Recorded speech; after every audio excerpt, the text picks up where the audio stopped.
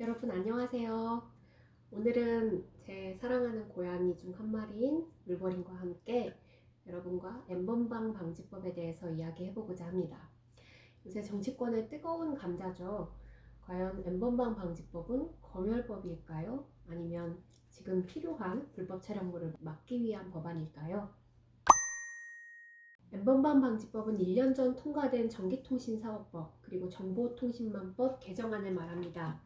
주요 내용은 이렇습니다. 네이버, 카카오 같은 부가통신 사업자의 불법 음란물을 삭제하고 또 접속을 차단할 의무를 부과하는 법안입니다. 모든 플랫폼에 적용되는 건 아니고요. 연매출 10억 원 이상 또는 하루 평균 이용자 10만 명 이상의 인터넷 사업자가 대상 기준입니다. 예를 들면 네이버나 카카오 같은 그룹 채팅방, 그리고 해외 인터넷 사업자, 국내 대형 인터넷 커뮤니티 등이 대상이 된다고 할 수 있겠습니다. 그런데 이런 질문들을 많이 하세요. 과연 이게 검열일까? 여러분 한번 생각해 볼까요?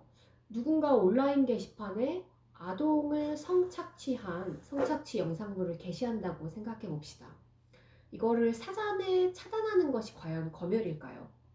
아니면 누군가가 길거리에서 타인의 성관계 동영상을 동의 없이 촬영해서 그걸 길거리에서 동의 없이 튼다고 생각해 봅시다.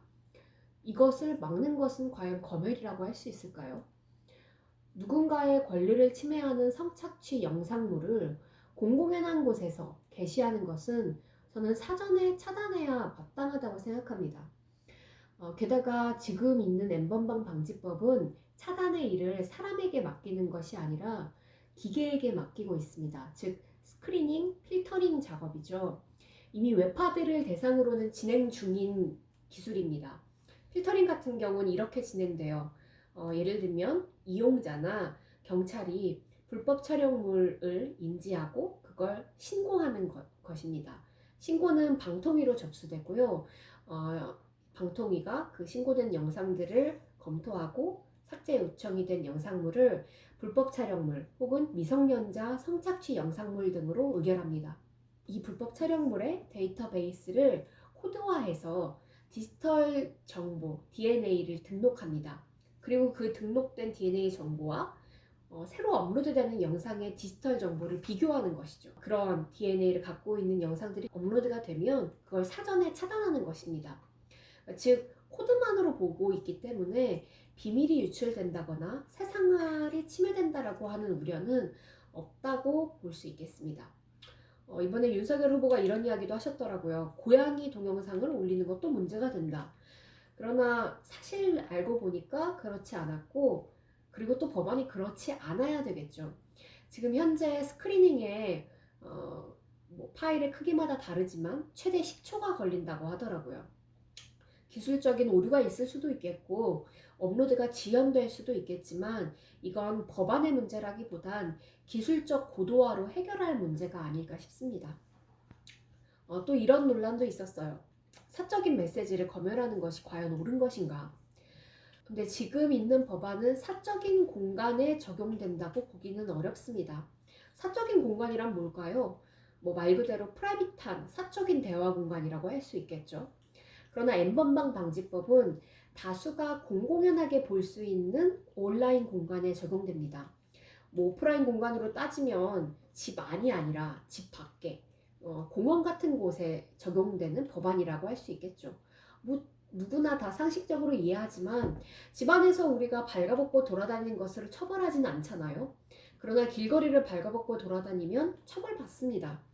N번방 방지법도 마찬가지로 사적인 대화 장소를 차단하거나 막는 것이 아니라 이미 방통위를 통해서 신고가 되고 그것이 성착취 영상물로 인정이 된 영상물을 막는 것이 바로 N번방 방지법의 핵심이라고 보면 되겠습니다. 그럼 그동안 그것을 막지 않았나요?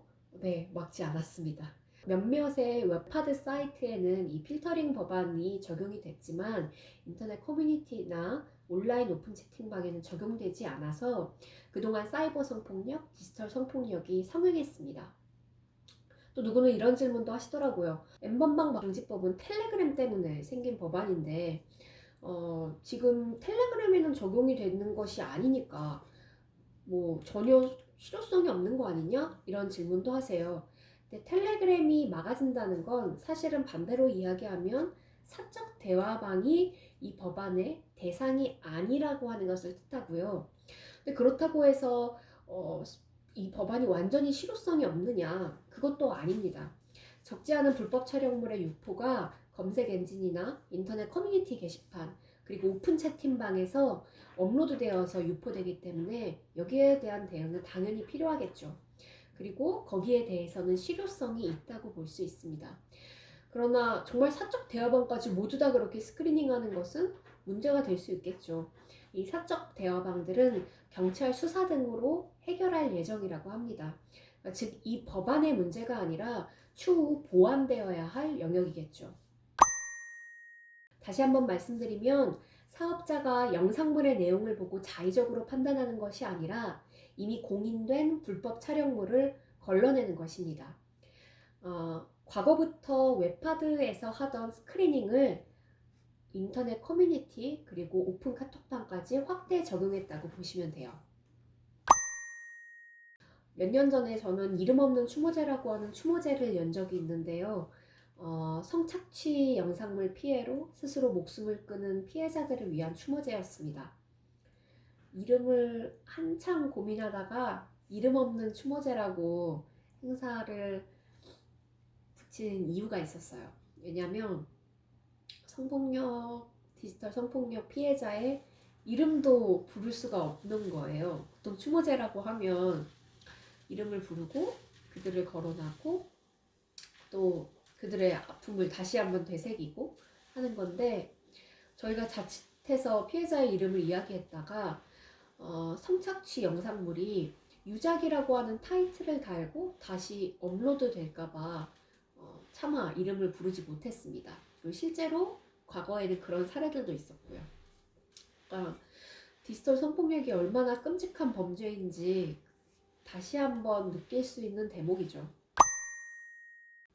2020년도 범죄 현황을 보면 아동이나 청소년을 대상으로 한 성착취물 제작과 불법 촬영 같은 디지털 성범죄가 2019년 기준으로 더 높게 나왔습니다. 무려 전년보다 19.3%가 증가한 것으로 나옵니다.